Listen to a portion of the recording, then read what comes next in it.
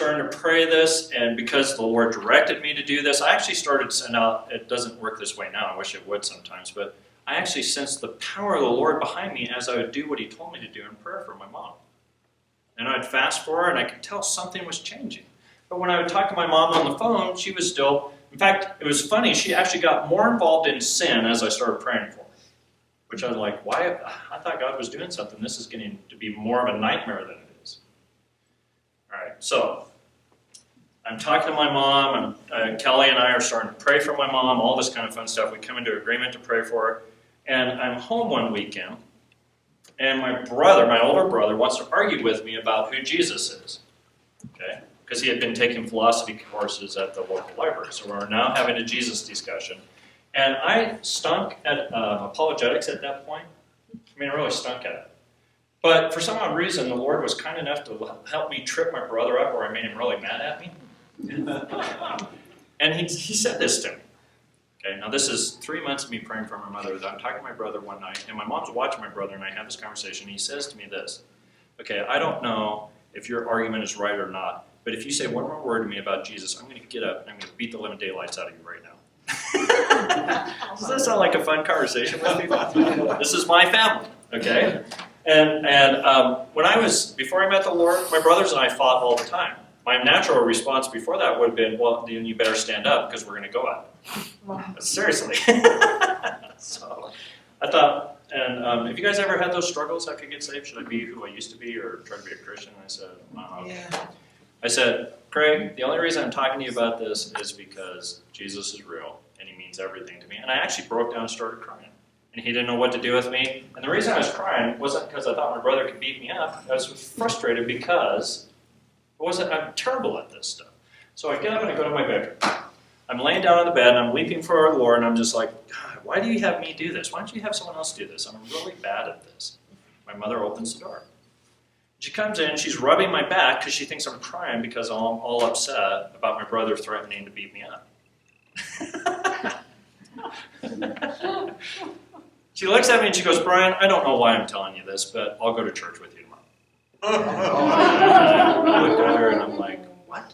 And so I thought, okay, I'm not going to say anything. Because if I make a smart comment, she'll say, no, I've changed my mind. So the whole night I'm praying all night, God, make sure she goes, and all this other junk, all right? We get up, she gets in the car with us. I tell her I'm going to drive so that she doesn't change her mind and turn. We get to the church, and this phenomenon, I didn't even understand it.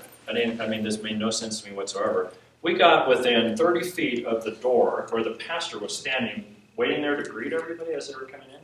And the Holy Spirit came on my mother, and she started weeping as we were walking towards the door. I'm looking at her, and I'm like, what's wrong with you? And she goes, I have no idea. And she's crying so much that her mascara is running, and she has these lines going down her face, and she looks like a clown, seriously. And she's shaking the pastor's hand, and she has her head down, and she makes her way to the third row, and Kelly sits on one side of her, and I sit on the other side of her, and we just bombard her the whole entire service with prayer. Do you know that from the moment the service started until we had to leave, she wept uncontrollably. In fact, people would just turn around at us like, what is wrong with her? And I actually felt embarrassed, like, this is really uncomfortable. My mom will not calm down. We leave the church, we leave within 30 feet of the church, and my mom gets a hold of herself. And I said, what in the world was that? And she says, I have no idea. Now she doesn't know what that is. She wants to come to church every week to see what that is. So every week she'd go to church. I'm going to school, so I can't go with her, so Kelly's going with her. She goes in there, and literally, how do you describe this stuff? Every time she got 30 feet of the building, the Spirit of the Lord would come on her, and she'd start weeping. She spent 4 months weeping at every service that church had. She still didn't know the Lord, but God was softening her heart. One day the Lord said, your prayer for your mother is done. I'm bringing her into the kingdom. I thought, well, what does that look like? I get a phone call from my mom later on the week, and she said, Brian, I had the most interesting run today. My mom used to run a couple miles every day before she went to work. She said, I went out to the track, and I started running around. And about the half-mile mark, she said, Jesus appeared to me. And he stood on one side of a bridge, and he put his hand out to me, and he said, Jen, my mom's name is Jen. He said, Jen, would you like to take my hand across this bridge with me? And she said, yeah. And she said, I reached my hand out, and I grabbed it, and Jesus and I went to the other side of the bridge, And then I felt really happy, so I ran the rest of my mile. Now, I don't know about you guys. I was trained in what they call the sinner's prayer. I don't understand her getting saved. Have you ever heard of someone saying they ran a half mile and then Jesus appeared to them and said, would you like to cross a bridge? And that's how they get saved. I mean, I asked my professor, is she really saved or not? And he said, well, I guess you'll know by the fruit of it. Well, next time we went to church, she wasn't crying anymore. She was really, really happy. And every time I wanted to ask her a question, she'd say, shh, I'm trying to hear what they're saying. Okay, now, that's a fun story. What am I trying to get across here? God wants to bring breakthrough in your life, and he wants to show you how to do it with him. Okay, that's a positive thing. We have time for one more little story. My brother-in-law and his wife were in marital conflict. My sister-in-law called my wife up on the phone and tells her, I'm considering divorcing your brother, right? And she gets off the phone, she has this conversation with me. She said, Brian, my brother-in-law's wife's name was Kim. Kim's considering divorcing John. Now, you want to hear my response to that? It's not the Lord at all. I said basically this. Well, people reap what they sow. And they've not walked with the Lord, and I'm just condemning them. I turn around, I'm feeling justified, I'm turning around, I'm heading back to my bedroom to go take a nap because I've just proclaimed the truth of the Bible. I get in my bedroom, and the Lord said, Brian, that is not my heart. He said, why don't you ask me what I want to do in this situation? I thought, oh my goodness. I said, well, what do you want to do in this situation? He says, well, what I want to do is show you something about your sister-in-law. And I get this picture of this rope tied around her waist, and it going to her mother.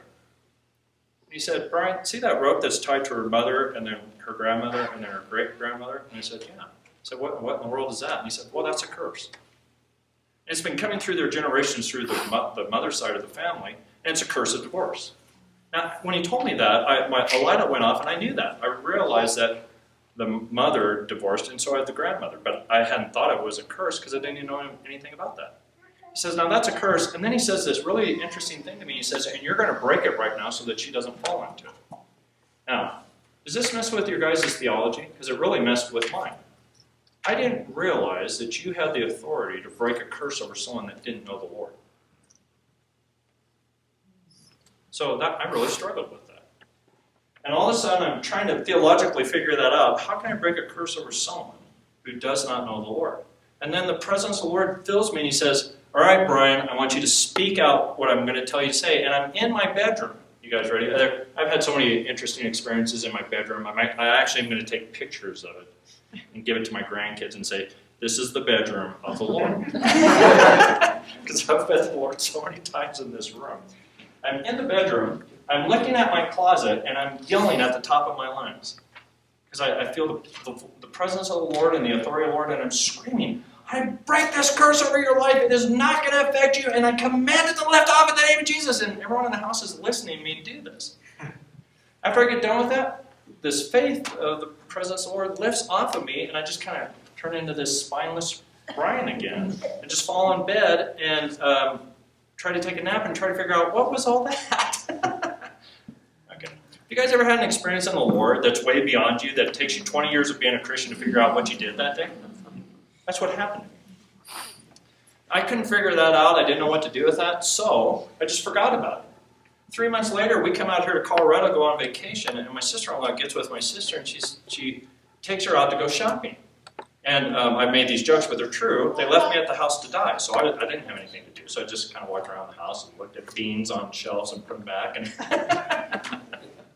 she comes back later in the day, and we're getting ready for bed that night. My wife says this to me. She says, hey, do you remember that day where Kim called me and she said she was going to do that? I said, yeah. She goes, well, she went to the park to try to figure out how to divorce John, and she said she was sitting there.